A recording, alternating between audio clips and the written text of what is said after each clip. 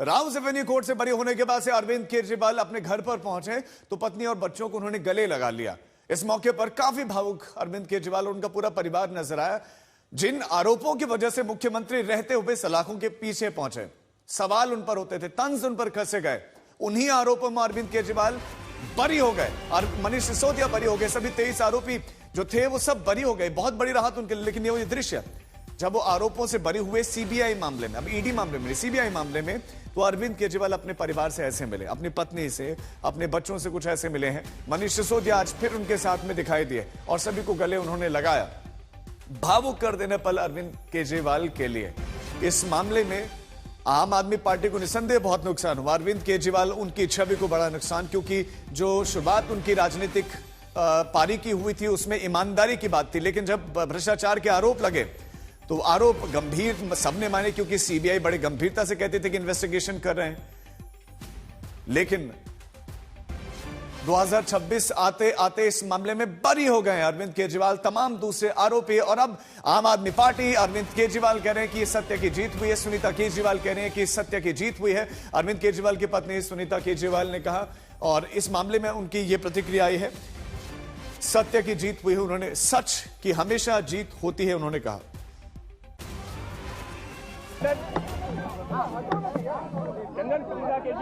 सबसे पहले मैं ईश्वर का धन्यवाद देना चाहूंगी। इस दुनिया में चाहे कोई कितना भी शक्तिवान हो जाए, लेकिन ईश्वर की शक्ति के ऊपर नहीं हो सकता। मैं जज साहब का भी धन्यवाद देना चाहूंगी, जिन्होंने इतनी हिम्मत दिखाई। अरविंद जी ने पूरा जीवन ईमानदारी से जिया है और उनका एक ही ध्येय है कि ये देश खूब तरक्की करे। लेकिन इन लोगों ने अपने सत्ता के लालच में पिछले इतने सालों से हमारे ऊपर झूठी एलिगेशंस लगाई, हमारे को तड़पाया, हमारे को, अरविंद जी को, उनके साथियों को जेल में भेजा, बहुत कष्ट दिया। लेकिन मुझे विश्वास था कि ईश्वर हमारा साथ देंगे, सच की जीत होगी। मैं अपने उन साथियों का भी धन्यवाद देना चाहूंगी जो इस समय में हमारे साथ रहे।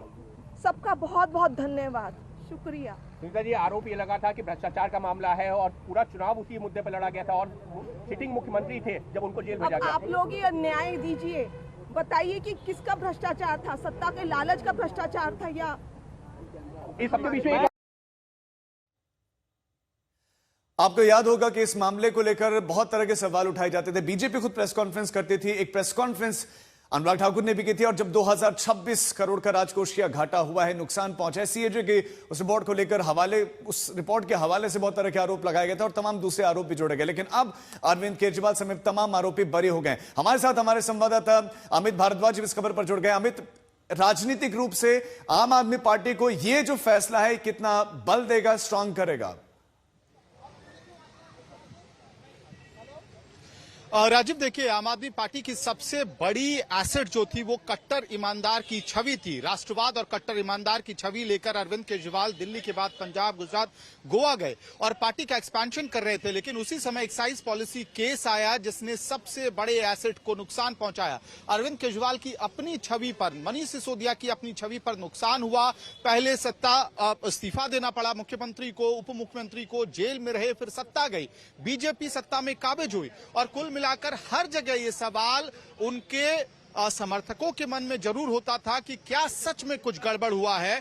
आज जब राउस एवेन्यू कोर्ट का ये एक्विटल का वर्डिक्ट आया है तो अरविंद केजरीवाल को एक मॉरल, आप कह सकते हैं, विक्ट्री, लीगल विक्ट्री तो है ही, साथ ही साथ बहुत बड़ा मॉरल बूस्ट है उनके लिए, क्योंकि अब उन्हें कोई जस्टिफिकेशन देने की जरूरत नहीं पड़ेगी। कम से कम मामला भले ही हाई कोर्ट और सुप्रीम कोर्ट तक जाए, अपील का मामला, लेकिन फिलहाल आने वाले जो राज्यों में चुनाव है और उनकी राजनीतिक जो यहां से लड़ाई है वो बेहद ही आसान होती जाएगी, क्योंकि कहीं ना कहीं आपके भी समर्थकों के मन में, सिंपथाइजर्स के मन में एक शक होता था कि बिल्कुल अमित आलम, जब दिल्ली चुनावों में हम खुद भी घूम रहे थे तो लोग ये कह रहे हैं कि ऐसे तो जेल में नहीं रखा होगा, कुछ ना कुछ गड़बड़ तो की ही होगी, तभी ना कुछ दाल में काला जरूर होगा। लेकिन दाल में कुछ भी काला नहीं पाया कोर्ट ने। लेकिन अमित, आप इस समय चूंकि उनके घर के बाहर है, कौन कौन इस समय वहां पर पहुंचा है उनसे मिलने के लिए, कौन कौन भीतर है, बाहर के कार्यकर्ता जुटे, एक बार तस्वीर भी दिखाएं। देखिए, बिल्कुल कार्यकर्ताओं के लिए तो अप्रत्याशित है। इस वक्त वो भी टीवी स्क्रीन पर देख रहे होंगे कि अरविंद केजरीवाल और मनीष सिसोदिया और पार्टी की पूरी लीडरशिप इस केस में बरी हो गई, जिसकी वजह से बहुत कुछ पार्टी और पार्टी के कार्यकर्ताओं ने बीते 3 सालों में सहा। एक बार मैं संजीव जी को कहूंगा कैमरा पैन करें। आवास के अंदर 5 फिरोजशाह रोड के अंदर इस वक्त अरविंद केजरीवाल, मनीष सिसोदिया की पत्नी सीमा सिसोदिया, साथ ही सुनीता केजरीवाल और इसके साथ साथ सौरभ भारद्वाज कुछ देर पहले यहाँ पर पहुंचे हैं। पार्टी के बड़े नेताओं को ये कहा गया है कि आप 5 फिरोजशाह रोड पहुंचे, यहाँ एक बैठक होनी है, स्ट्रैटेजी भी तय होनी है आगे किस तरह से पार्टी पब्लिक के बीच में जाके अपना नैरेटिव सेट करेगी। लेकिन उससे भी बड़ी और अहम खबर, अरविंद केजरीवाल खुद पहली बार इस वर्डिक्ट के आने के बाद जनता के सामने पेश होंगे। 4 बजे शाम में उनकी प्रेस वार्ता है आज, जहां पर वो अपना वर्जन रखेंगे। 4 बजे उनकी प्रेस कॉन्फ्रेंस है। अमित, आप नजर बनाए रखें, आपके पास हम लौटेंगे। इस बीच में और भी लगातार इस केस से जुड़ी हुई खबरें सामने आ रही हैं। सीबीआई राउस एवेन्यू कोर्ट के इस फैसले को अब चुनौती देने की तैयारियां कर रहे हैं। दिल्ली हाई कोर्ट में सीबीआई इस मामले को चुनौती देगी, क्योंकि सबसे अहम बात है सीबीआई केस पर ईडी का केस भी टिका हुआ है। सूत्रों का कहना है कि इस फैसले का ईडी के केस पर भी असर पड़ सकता है, वहां पर भी अरविंद केजरीवाल को अब राहत मिल सकती है। और कुछ दिन पहले हेमंत सोरेन को भी बड़ी राहत मिली थी कोर्ट की तरफ से, जब ईडी मामले में जो इन्वेस्टिगेशन चल रही थी उस पर रोक लगाई गई थी। तो लगातार जो सेंट्रल एजेंसीज का काम करने का तरीका है उस पर सवाल उठ रहे हैं। और सीबीआई, जिस पर इतना भरोसा लोग करते थे कि कहीं कोई जांच नहीं पूरी होती थी, लोग कहते थे सीबीआई जांच करवा दो। अलग अलग स्टेट में यह मांग होती है कि हमें इस एजेंसी से, हमें सीबीआई से जांच करवा दीजिए। लेकिन सीबीआई कैसे जांच कर रही है? सीबीआई की इन्वेस्टिगेशन पर प्रश्न चिन्ह खड़े हो रहे हैं। लेकिन सीबीआई ने अभी आगे और जाने का इरादा किया है। हमारे साथ मुनीश, हमारे संवाददाता जुड़ गए। मुनीश, इस आगे जब आगे जाने की बात कर रही है सीबीआई, तो ऐसा लगता है कि उनको बहुत उम्मीदें हैं कि उनके जो एविडेंस है वो स्ट्रांग है और आगे फैसला पलट सकता है। राजीव, सीबीआई के पास में कोई रास्ता बचा नहीं है। जिस तरीके से टिप्पणियां की गई हैं आज सीबीआई कोर्ट की तरफ से, तमाम जो दलील सीबीआई की तरफ से दिए गए थे उसको सिरे से खारिज कर दिया गया है। सीबीआई के ऊपर आरोप लगाया गया है कि आपने एक नैरेटिव सेट करने की कोशिश की एक ऐसे इंसान के खिलाफ में जिसे लोगों ने चुनकर भेजा हुआ था। तो अब सीबीआई के पास में कोई रास्ता नहीं बचा हुआ है बतौर इसके कि वो इस फैसले को हायर कोर्ट में, यानी कि दिल्ली हाई कोर्ट में इसको चुनौती दे।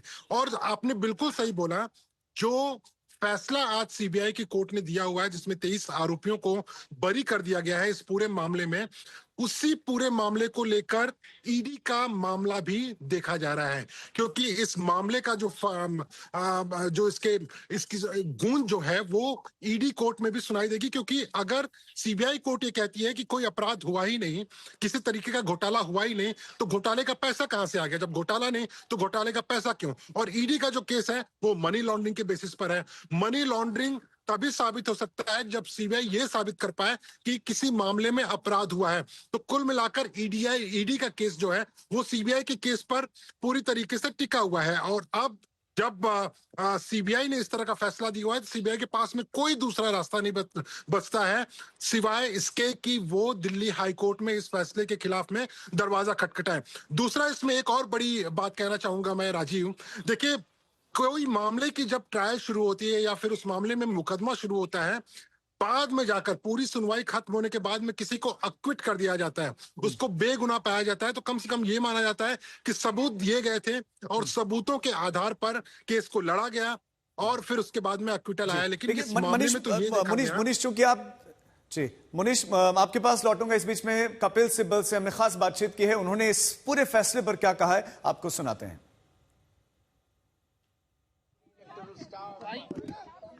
आम आदमी पार्टी को बहुत नुकसान पहुंचा दिल्ली के चुनावों में भी, लेकिन अब जब फैसला आया है तो सारे आरोपी बरे हो गए और सीबीआई पर प्रश्न चिन्ह खड़े हो गए।